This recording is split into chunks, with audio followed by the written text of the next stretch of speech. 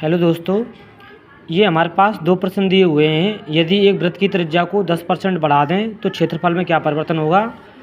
और एक प्रश्न ये है, यदि आयत की लंबाई को 10% बढ़ा दें और चौड़ाई को 10% घटा दें तो क्षेत्रफल में क्या परिवर्तन आता है।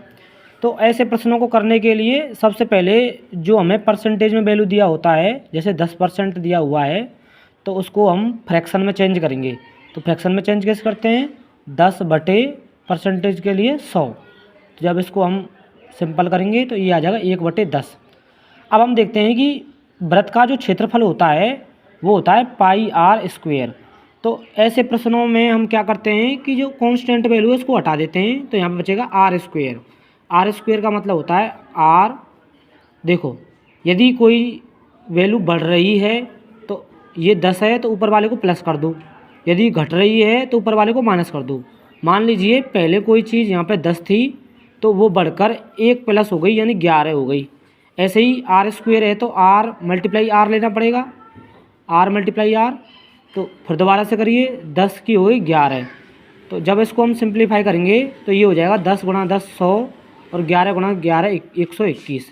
इसका मतलब ये है कि पहले वो 100 थी और अब हो गई 121। इसका मतलब कितने परसेंट की वृद्धि हुई, केवल 21% की उसके क्षेत्रफल में वृद्धि हुई है।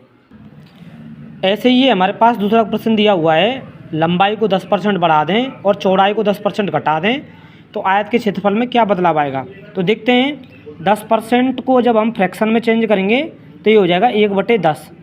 अब कोई बढ़ रहा है तो 10 ऊपर वाला प्लस हो जाता है, घट रहा है तो ऊपर वाला माइनस हो जाता है। यानी कि पहले लंबाई 10 थी, वृद्धि हुई है तो वो हो गई 11।